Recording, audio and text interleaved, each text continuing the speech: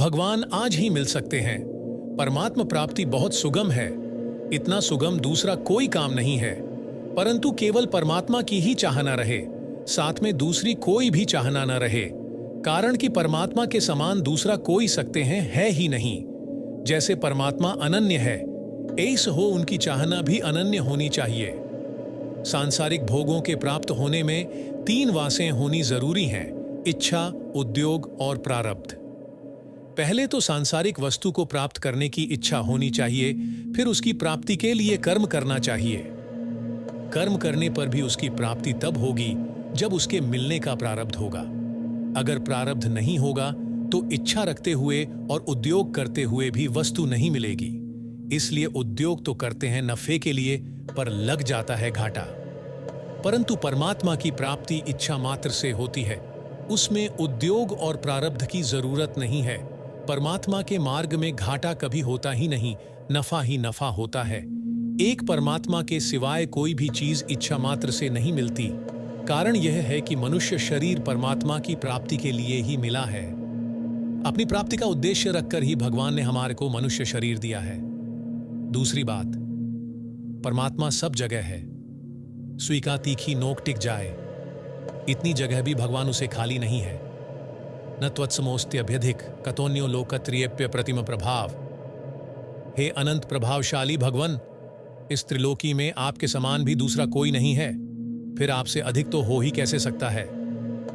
भगवान आज ही मिल सकते हैं, अतः उनकी प्राप्ति में उद्योग और प्रारब्ध का काम ही नहीं है। कर्मों से वह चीज मिलती है जो नाशवान होती है।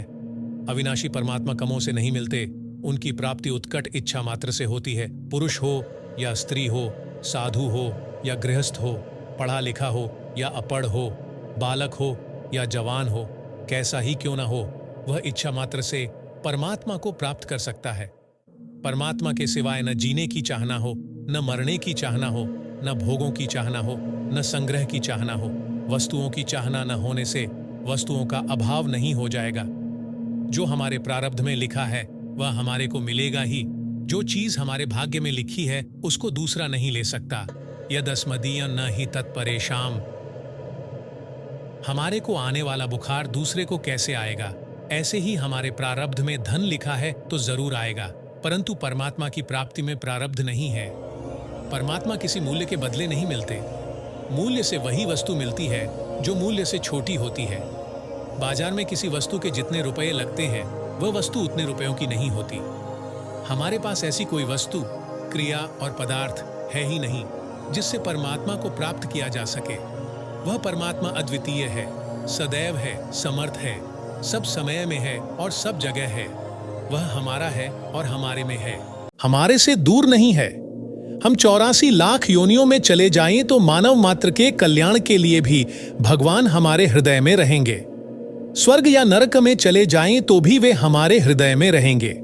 पशु पक्षी या वृक्ष आदि बन जाएं तो भी वे हमारे हृदय में रहेंगे। देवता बन जाएं तो भी वे हमारे हृदय में रहेंगे। तत्वज जीवन मुक्त बन जाएं तो भी वे हमारे हृदय में गरेंगे। दुष्ट से दुष्ट, पापी से पापी, अन्यायी से अन्यायी बन जाइए तो भी वे भगवान हमारे हृदय में रहेंगे। ऐसे सबके हृदय में रहने वाले भगवान की प्राप्ति क्या कठिन होगी। पर जीने की इच्छा, मान की इच्छा, बड़ाई की इच्छा, सुख की इच्छा, भोग की इच्छा आदि दूसरी इच्छाएं साथ में रहते हुए भगवान नहीं मिलते। कारण कि भगवान के समान तो भगवान ही हैं। उनके समान दूसरा कोई था ही नहीं, है ही नहीं, होगा ही नहीं, हो सकता ही नहीं। फिर वे कैसे मिलेंगे? केवल भगवान की चाहना होने से ही वे मिलेंगे। अविनाशी भगवान के सामने नाशवान की क्या कीमत है? क्या नाशवान क्रिया और पदार्थ के द्वारा वे मिल सकते हैं? नहीं मिल सकते। जब साधक भगवान उसे मिले बिना नहीं रह सकता, तब भगवान भी उससे मिले बिना नहीं रहते। क्योंकि भगवान का स्वभाव है, ये यथा माम प्रपद्यन्ते तांस्तथैव भजाम्यहम्। जो भक्त जिस प्रकार मेरी शरण लेते हैं मैं उन्हें उसी प्रकार आश्रय देता हूं। मान लें कि कोई मच्छर गरुड़ जी से मिलना चाहे और गरुड़ जी भी उससे मिलना चाहे, तो पहले मच्छर गरुड़ जी के पास पहुंचना या गरुड़ जी मच्छर के पास पहुंचेंगे? गरुड़ जी से मिलने में मच्छर का ताकत काम नहीं करेगी, इसमें तो गरुड़ जी की ताकत हाँ कान करेगी। इसी तरह परमात्मा प्राप्ति की इच्छा हो तो परमात्मा की ताकत भगवान आज ही मिल सकते हैं ही काम करेगी। इसमें हमारी ताकत, हमारे कर्म, हमारा प्रारब्ध काम नहीं करेगा, प्रत्युत हमारी चाहना ही काम करेगी। हमारी चाहना के सिवाय और किसी चीज की आवश्यकता नहीं है। हम तो भगवान के पास नहीं पहुंच सकते, तो क्या भगवान भी हमारे पास नहीं पहुंच सकते? हम कितना ही जोर लगाएं, पर भगवान के पास नहीं पहुंच सकते। परंतु भगवान तो हमारे हृदय में ही विराजमान है। हम भगवान को दूर मानते हैं, इसीलिए भगवान हमसे दूर होते हैं। द्रौपदी ने भगवान को गोविंद द्वारकावासिन कहकर पुकारा, तो भगवान को द्वारका जाकर आना पड़ा। वह यहां कहती तो वे छठ यहीं प्रकट हो जाते। अगर हम ऐसा मानते हैं कि भगवान अभी नहीं मिलेंगे, तो वे नहीं मिलेंगे, क्योंकि हमने आड़ लगा दी। गोरखपुर की एक घटना है, संवत 2000 से पहले की बात है। मैं गोरखपुर में व्याख्यान देता था। वहां सेवाराम जी नाम के एक सज्जन थे जो बैंक में काम करते थे। एक दिन मैंने व्याख्यान में कह दिया कि अगर आपका दृढ़ विचार हो जाए कि भगवान आज मिलेंगे, तो वे आज ही मिल जाएंगे। उन सज्जन को यह बात लग गई। उन्होंने विचार कर लिया कि हमें तो आज ही भगवान से मिलना है। वे पुष्पमाला, चंदन आदि ले आए कि भगवान आएंगे तो उनको माला पहनाऊंगा, चंदन चढ़ाऊंगा। वे कमरा बंद करके भगवानों के आने की प्रतीक्षा में बैठ गए। समय पर भगवान के आने की संभावना भी हो गई और सुगंध भी आने लगी, पर भगवान प्रकट नहीं हुए। दूसरे दिन उन्होंने मेरे से कहा कि आज आप मेरे घर से भिक्षा लें। मैं कई घरों से भिक्षा लेकर मानव मात्र के कल्याण के लिए पाता था। उस दिन उनके घर गया तो उन्होंने मेरे से पूछा कि भगवान मिलने वाले थे, सुगंध भी आ गई थी, फिर बाधा क्या लगी कि वे मिले नहीं? मैंने कहा कि भाई, मेरे को इसका क्या पता, परंतु मैं तुम्हारे से पूछता हूं कि क्या तुम्हारे मन में यह बात आती थी कि इतनी जल्दी भगवान कैसे मिलेंगे? वे बोले कि यह बात तो आती थी। मैंने कहा कि इसी बात ने अटकाया। अगर मन में यह बात होती कि भगवान मेरे को अवश्य मिलेंगे, उनको मिलना ही पड़ेगा, तो वे जरूर मिलते। भगवान ऐसे कैसे जल्दी मिलेंगे, ऐसा भाव करके तुमने ही बाधा लगाई है। अगर आप विचार कर लें कि भगवान आज मिलेंगे तो वे आज ही मिल जाएंगे, परंतु मन में यह छाया नहीं आनी चाहिए कि इतनी जल्दी कैसे मिलेंगे। भगवान आपके कर्मों से अटकते नहीं। अगर आपके दुष्कर्म से, पाप कर्म से भगवान अटक जाएं, तो वे मिलकर भी क्या निहाल करेंगे? परंतु भगवान किसी कर्म से अटकते नहीं। ऐसी कोई शक्ति है ही नहीं जो भगवान को मिलने से रोक दे। वे न तो पाप कर्मों से अटकते हैं, न पुण्य कर्मों से अटकते हैं। वे सबके लिए सुलभ हैं। अगर भगवान हमारे पाप से अटक जाएं, तो हमारे पाप भगवान उसे भी प्रबल हुए। अगर पाप प्रबल, बलवान हैं, तो भगवान मिलकर भी क्या निहाल करेंगे? जो पापों से ही अटक जाए, उसके मिलने से क्या लाभ? परंतु भगवान इतने निर्बल नहीं हैं जो पापों से अटक जाए। उनके समान बलवान कोई है नहीं, हुआ नहीं, होगा नहीं, हो सकता ही नहीं। आपकी जोरदार इच्छा हो जाए तो आप कैसे ही हो, भगवान तो मिलेंगे, मिलेंगे, मिलेंगे। उनको मिलना पड़ेगा।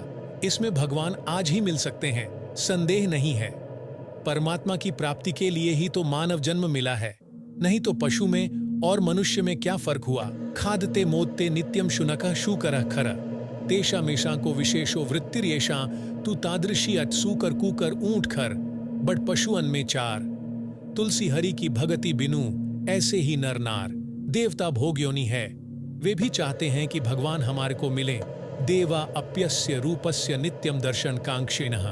वे भगवान को चाहते तो हैं, पर भोगों की इच्छा को नहीं छोड़ते। यही दशा मनुष्यों की है। अगर आप हृदय से भगवान को चाहो तो उनको मिलना ही पड़ेगा, इसमें संदेह नहीं है। पर आप ही बाधा लगा दो कि भगवान नहीं मिलेंगे, तो फिर वे नहीं मिलेंगे। गीता में साफ लिखा है, अगर कोई दुराचारी से दुराचारी भी अनन्य भक्त होकर मेरा भजन करता है, तो उसको साधु ही मानना चाहिए, कारण कि उसने निश्चय बहुत अच्छी तरह कर लिया है। वह तत्काल उसी क्षण धर्मात्मा हो जाता है और निरंतर रहने वाली शांति को प्राप्त हो जाता है। हे कुंती नंदन, मेरे भक्त का पतन नहीं होता, ऐसी तुम प्रतिज्ञा करो। मानव मात्र के कल्याण के लिए भगवान के सिवाय अन्य किसी को अपना नहीं मानता। वह भगवान के लिए दुखी होता है तो भगवान से उसका दुख सहा नहीं जाता। कोई 4-5 वर्ष का बालक हो और उसका मां से झगड़ा हो जाए तो मां उसके सामने ढीली पड़ जाती है। संसार की लड़ाई में तो जिसमें अधिक बल होता है वह जीत जाता है, पर प्रेम की लड़ाई में जिसमें प्रेम अधिक होता है वह हार जाता है। बेटा, मौसे कहता है कि मैं तेरी गोदी में नहीं आऊंगा, पर माँ उसकी गरज करती है कि आजा, आजा बेटा। माँ में यह नेह भगवान से ही तो आया है। भगवान भी भक्त की गरज करते हैं। भगवान को जितनी गरज है उतनी गरज दुनिया को नहीं है। माँ को जितनी गरज होती है उतनी बालक को नहीं होती। बालक तो माँ का दूध पीते समय दांतों से काट लेता है, पर माँ क्रोध नहीं करती। अगर वह क्रोध करे तो बालक जी सकता है क्या? माँ तो बालक पर कृपा ही करती है। ऐसे ही भगवान हमारी अनंत जन्मों की माता है। वे भक्त की उपेक्षा नहीं कर सकते। भक्त को वे अपना मुकुटमणि मानते हैं। मैं तो हूं भक्तन को दास, भगत मेरे मुकुटमणि। भक्तों का काम करने के लिए भगवान हरदम तैयार रहते हैं।